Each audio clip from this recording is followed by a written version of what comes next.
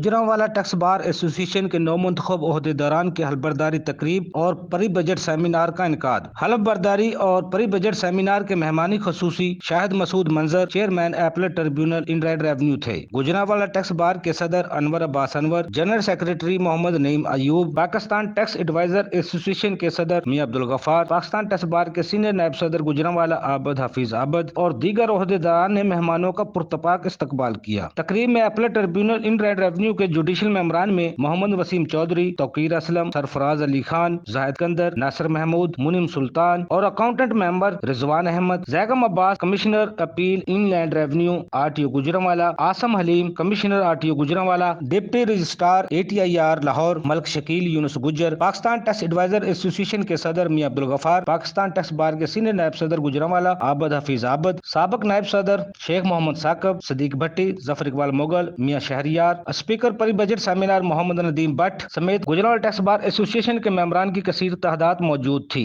Stage secretary के फराइज Mohammad Naeem Ayub, general secretary Gujranwala tax bar ने सरअंजाम दिए। तकरीब से खिताब करते हुए अनवर अब्बास अनवर, सदर गुजरांवाला टैक्स बार का कहना था कि वकालत और अदालत के मजबूत रिश्ता से इंसाफी फरहमी को यकीनी बनाया जा सकता है। सबसे पहले कि since I have become the president of Gujranwala Tax Bar Association, this is the first time that I am here in front of you और आप दोस्तों से बात कर रहा हूँ, ये मेरे लिए किसी आज़ाद से कम नहीं है। दूसरी जो बात है कि जब हम स्टूडेंट थे, स्टूडेंट ऑफ लॉ थे, तो हम अक्सर जो है ये बात सुना करते थे कि इंसाफ की फराहमी के लिए दो चीज़ों के दरमियान जो है वो हारमनी होना बहुत ज़रूरी है, और वो एक चीज़ है अदालत और दूसरी चीज़ है वकालत। तो इन चीज़ों के दरमियान जितनी भी रिकन्सिलिएशन होगी, जितने भी फासले कम होंगे, जितनी भी अंडरस्टैंडिंग होगी, तो इंसाफ का जो हसूल है वो बड़ा सहल हो जाता है।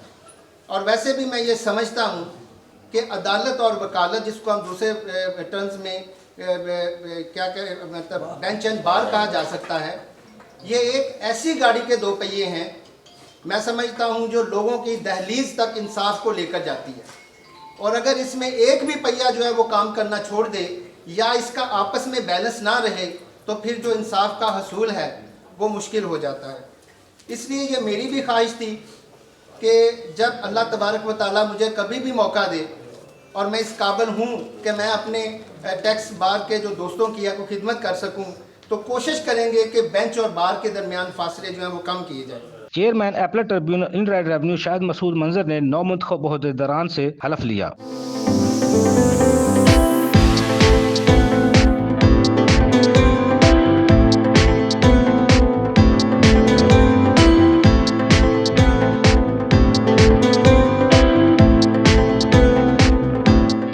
तकरीब से खिताब करते हुए चेयरमैन एपलेट ट्रिब्यूनल इनराइट रेवेन्यू का कहना था, और हर स्टेशन पे मैं देखता हूँ कि सीनियर हज़रात का अपना एक मिजाज है, मोहब्बतों का, प्यार का।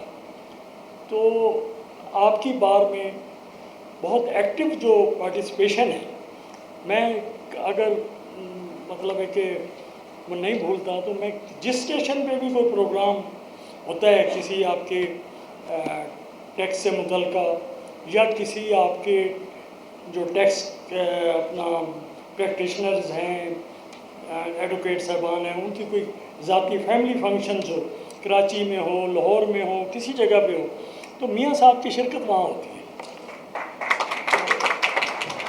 ये बहुत बड़ा असासा है हमारे, जो इस तरह के बुज़ुर्ग होते हैं, इस तरह के भाई होते हैं, जो इस तरह के आपके बार के मेंबरान हैं, वो बहुत बड़ा आपकी पहचान होते हैं हर जगह पे। मुख्तलिफ जो हमारे इदारों के लोग हैं, जो हमारे पॉलिटिशियन हैं, हमारे ब्यूरोक्रेट्स हैं, हमारी अपर उसमें हैं, सारे लोगों को अपने देखना चाहिए, मुल्क के मुतल्लिक अपने ख़र्चे कम करने चाहिए, माशरे को दुरुस्त करने की तरफ जाना चाहिए। तो ये बड़ी अच्छी बात है, लेकिन एक और बात इसमें बड़ी ज़रूरी है कि आप एक दूसरे पे एतमाद करना सीखें। हम एक दूसरे पे एतमाद नहीं कर रहे, एक दूसरे पे माशरे में इल्ज़ामात लगा रहे हैं, और इस तरह का जो रवैया है ये नफ़रतें बढ़ाता है। हम सारे लोग यहाँ पे इकट्ठे हैं, अगर ये सोचना शुरू कर दें कि हम एक दूसरे के हकूक़ तलफ कर रहे हैं, बग़ैर सोचे समझे, बग़ैर तफरीक किए, बग़ैर पॉइंट आउट किए किसी चीज़ को आप ऐसे ही नफ़रतों को बढ़ाना शुरू कर देंगे तो हम अपने वज़न से ही बैठ जाएंगे, अपने आप ही ख़त्म हो जाएंगे। तो इसके लिए लोगों का भरोसा जो है ज़िंदगी पे बढ़ाना चाहिए। वो एक शाकिर शुजाबादी का जो सराइकी हमारा शहर है, मुझे याद आ रहा है कि ना कहें हाकिम दे रस्ते ला, ना कहें हातिम सदा रहने, इन्हां मायूस लोगों को जो दे सकते हैं तो हिम्मत नहीं। इसका मतलब ये है कि किसी बड़े हाकिम के मुतल्लिक ना बताओ कि बहुत बड़ा हाकिम है वो है, किसी बहुत बड़े हातम ताई से मुतल्लिक ना बताओ कि बड़ा दयालु है, बड़े पैसे वाला है। हमारे लोगों को अगर कुछ दे सकते हैं तो हिम्मत दें, लोगों को इज्जत दें, रेस्पेक्ट दें। Speaker Mohammad Nadeem Bhatt senior chartered accountant ने परी बजट पर मुकम्मल और तफसीली ब्रीफिंग दी। ये मेरे पास जी 7 पॉइंट्स हैं। सबसे पहले ये मैं तकरीबन पहले 3-4 पॉइंट्स हर सेमिनार में शेयर करता हूँ, कोशिश करता हूँ मैं शेयर करूँ। पहला जी, आज तक जितने भी बजट बने हैं पाकिस्तान में, पाकिस्तान की बैलेंस शीट कभी प्रेजेंट नहीं की गई। तो मेरी रिक्वेस्ट ये है तमाम लोगों से, FBR, फेडरल गवर्नमेंट, पूरी कंट्री के साथ, चाहे वो अपोजिशन है नहीं है, तमाम लोगों से मुझे एक बैलेंस शीट चाहिए जो ऑडिटेड होगी, जिसमें मुझे पता होगा कि पाकिस्तान ने कितना लोन लिया है, उसके एसेट्स कितने हैं, क्योंकि जी हम ओवरबर्डन हो गए हैं, लोन हो गया, कितना है भाई लोन आपका और वो इस्तेमाल किधर हुआ। ये पहला पॉइंट है मेरा। नंबर 2, लोन्स अगर आप अपने उसको जो बजट आपका बनता है उसको अगर ब्रेकअप को आप देखें तो उसमें तकरीबन 33% मार्कअप होता है। तो सवाल ये है कि हम अपने लिए मेहनत कर रहे हैं या दूसरों के लिए कर रहे हैं? ये पैसा जाता किधर है? पैसा तो कमा के FBR ने पकड़ा देना इनको। आगे 33% जो मैंने पिछले 2-3 सालों के बजट देखे हैं, 33% तो मार्कअप हम लोग पे कर रहे हैं। तो जितनी जल्दी हम लोन अपना डिस्चार्ज करेंगे उतनी जल्दी हम अपने पाँव पे खड़े हो सकते हैं। Number 3, broadening of tax base, एक बड़ा अच्छा सेल बना था, काफ़ी लोग उन्होंने इकट्ठे भी किए। वो BTB गया किधर? वो तो गायब ही हो गया। तो मेरी रिक्वेस्ट ये है कि उसको वापस रिवाइव करें। ऑल दो पॉइंट ऑफ सेल है, बाकी चीज़ें हैं, रजिस्टर्ड हो रही हैं, वो पेनल्टीज़ है, सब कुछ है, वो अपनी जगह पे है, लेकिन ब्रॉडनिंग ऑफ टैक्स बेस को वापस आना चाहिए ताकि जहाँ जहाँ ड्यू जो रिटर्न बनती है लोग वो रिटर्न्स को फाइल करें। वरना आपको पता है कि 60 लाख NTN होल्डर में से 30-35 लाख रिटर्न्स ही आती हैं, बाकी लोग तो देते ही कुछ नहीं है। मैं सेल टैक्स की बात नहीं कर रहा क्योंकि वो बिल्ट इन होके आता है, वो तो लोग पे कर रहे हैं। हम पेट्रोल में पे कर रहे हैं, बिजली में पे कर रहे हैं, गाड़ियों में पे कर रहे हैं, जहाँ जहाँ FED लगा हुआ है तो FED पे कर रहे हैं, जो आपकी रिटेल आइटम्स है उसमें भी पे कर रहे हैं, CNG गैस आप डलवाते हैं वो हम पे कर रहे हैं। 4th पॉइंट है जी मेरा, एक गुजरांवाला में मेरे कोई दोस्त हैं जी, उन्होंने सजेशन दी थी और लाहौर में भी हमने इसको कोशिश किया कि हम इसके ऊपर सेमिनार करें। हम ये चाह रहे हैं कि जी एक reduce rate across the board country में लगा दिया जाए विदाउट इनपुट के। Let's start from 5%।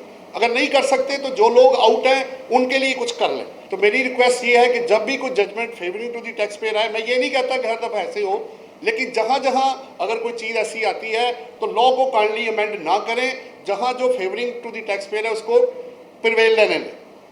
नंबर 6, अच्छा एक बड़ा इंटरेस्टिंग आपने सेल टैक्स में देखा था कि शो काज नोटिस आ रहे थे, तो नोटिस के बाद 120 दिन के अंदर और फिर 90 डेज मैक्सिमम उसके अंदर फैसला हो जाता था। यही वापस आपने कॉपी किया डिटो और वो चला गया इनकम टैक्स लॉ के अंदर। अभी भी यही वो कॉपी हुआ है सेल टैक्स से। सेल टैक्स वाले इनकम टैक्स की चीज़ें और इनकम टैक्स वाले सेल टैक्स की चीज़ें आपस में कॉपी करते रहते हैं। जैसे एडिशनल टैक्स था इनकम टैक्स में, वो कॉपी हुआ सेल टैक्स से, डिफॉल्ट सरचार्ज हो गया। और भी चीज़ें आपस में, ये चीज़ें जैसे फर्दर टाइम आपको चाहिए सेल टैक्स रिटर्न में पहले नहीं था, 119 की तरह या 118 की तरह वो सेल टैक्स में भी डाला गया। तो ये आपस में चीज़ें एक्सचेंज होती रहती है। अब सवाल सिर्फ इतना सा है कि नोटिस इशू होने के बाद तो टाइम स्पेसिफाइड है, तो नोटिस इशू करने से पहले का टाइम किधर है? अगर मैं आपको नोटिस ही 4 साल बाद दे रहा हूं तो मेरा 120 दिन का टाइम उस 4 साल के बाद शुरू होगा। तो खुदारा ये भी अमेंडमेंट कर दें अभी 22 के अंदर 2016 की असेसमेंटें हो रही हैं, ये आपको पता है, चाहे वो 161 है या आपका नॉर्मल असेसमेंट है या ऑडिट है, 122 है, 122.5 है, 221 है, काफ़ी जगहों पे 2016 को जो है वो, क्योंकि वो टाइम बार्ड और आगे जाके आपको पता है, तो उसको खोला हुआ है। सहमत है जी। मेरे पास एक आपको इन्फॉर्मेशन मैं देता चलूँ, कुछ आप लोगों को पता भी होगा, आप with holding statement quarterly file करते हैं और एनुअल भी फाइल करते हैं। एक और नई एक चीज़ भी ऐड होगी है जो कि 165 सबसेक्शन 8 में है। वो ये कह रहे हैं कि अब आपने 44 की जो रिकन्सिलेशन है ना, वो विद दी रिटर्न आपने बना के देनी है। यानी वो जो विद होल्डिंग टैक्सेस वाला है ना, वो पॉइंट मुझे अभी कवर करना है। हमें तो रिटर्न फाइल करना इतना मुश्किल हो जाता है, 3 माह के अंदर, साल के बाद टाइम मिलता है, कंपनियों को 6 महीने है, सितंबर वालों को 1 साल मिल जाता है। ये रिकन्सिलेशन जो सोल पार्टनरशिप एओपी कैसे बनाएंगे मुझे समझ नहीं आ रही, और इसकी पेनल्टी भी साथ इम्पोज होगी। तो मेरी रिक्वेस्ट ये है इस बजट के थ्रू कि जनाब, रिक्वेस्ट ये हो रही है कि इस रिक्वायरमेंट को ख़त्म कर दें, क्योंकि रिटर्न के अंदर आपको एनुअल फिगर्स पहुंच गई हुई हैं और विद होल्डिंग स्टेटमेंट में भी आ रही है।